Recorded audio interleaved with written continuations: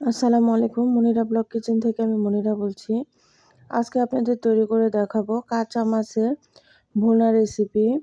গ্রামগঞ্জে কিন্তু টাটকা মাছ দিয়ে এইভাবে কাঁচা মাছের পেঁয়াজ দিয়ে ভুনা রেসিপি তৈরি করা হয়। আশা করি আপনাদের ভালো লাগবে।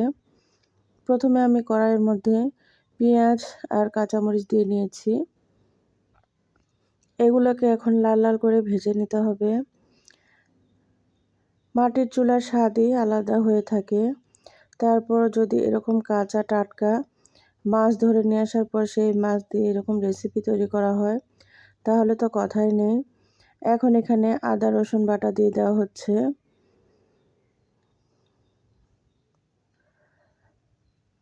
আদা রসুন আর জিরা বাটা দেওয়া হয়েছে, জিরাটা স্কিপ হয়ে গিয়েছে। এখন এখানে হলুদের গুঁড়া দিয়ে দেওয়া হলো 1 চামচ। এখানে কিন্তু ধীরে ধীরে মশলাগুলো ব্যবহার করা হচ্ছে। মরিচের গুঁড়া দিয়ে দেওয়া হলো 1 চামচ, দিয়ে নেড়ে চেড়ে দেওয়া হচ্ছে। এখানে পেঁয়াজ বাটা দিয়ে দেওয়া হলো, সঙ্গে দিয়ে দেওয়া হলো লবণ। গ্রামগঞ্জে কিন্তু অনেকে ধনিয়া খায় না, তো এখানে ধনিয়া ইউজ করা হয়নি, আপনারা চাইলে ধনিয়াটা দিতে পারেন। তো লবণ আরও একটু দিয়ে দেওয়া হলো, দিয়ে এখন সামান্য একটু পানি দিয়ে কষিয়ে নেওয়া হচ্ছে। মাটির চুলাতে রান্না করলে কিন্তু প্রচুর পরিমাণে ধোঁয়া হয়, দেখতেই পাচ্ছেন এত পরিমাণ ধোঁয়া ছিল। মশলাটাকে কষিয়ে নেওয়ার পর এখন এখানে মাছগুলো দেওয়া হচ্ছে। এটা রুই মাছ ছিল, বড় একটা রুই মাছ। এটা মাথা পিস এবং পেটি সহ পিস এগুলো সব দিয়ে রেসিপিটি তৈরি করা হবে আজকে।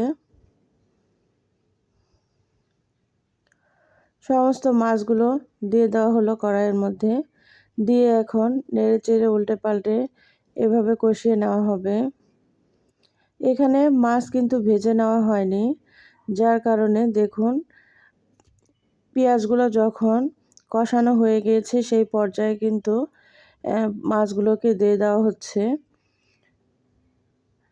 গ্রামে কিন্তু পুকুর থেকে ধরে নিয়ে আসা টাটকা মাছগুলো পেঁয়াজ মরিচ একটু মশলা দিয়ে মাখিয়ে মাটির চুলাতে রান্না করা হয়। সেই মাছটা খেতে অসাধারণ লাগে। যেহেতু এই মাছটা বড় ছিল, যার কারণে এইভাবে একটু কষিয়ে নেওয়া হচ্ছে।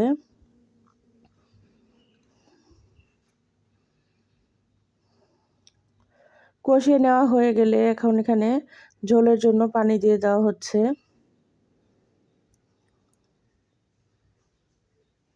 পানি দেওয়ার পরে এইভাবে খুন্তির সাহায্যে একটু নেড়ে চেড়ে দিতে হবে, চতুর্পাশে ঝোলটা যেন ঠিকভাবে মাছের মধ্যে প্রবেশ করতে পারে, তার জন্য একটু নেড়ে চেড়ে দেওয়া হলো। এখন ঢাকনা দিয়ে ঢেকে জাল করে নেওয়া হবে 5 মিনিটের মতো। 5 মিনিট পরে ফিরে আসলাম।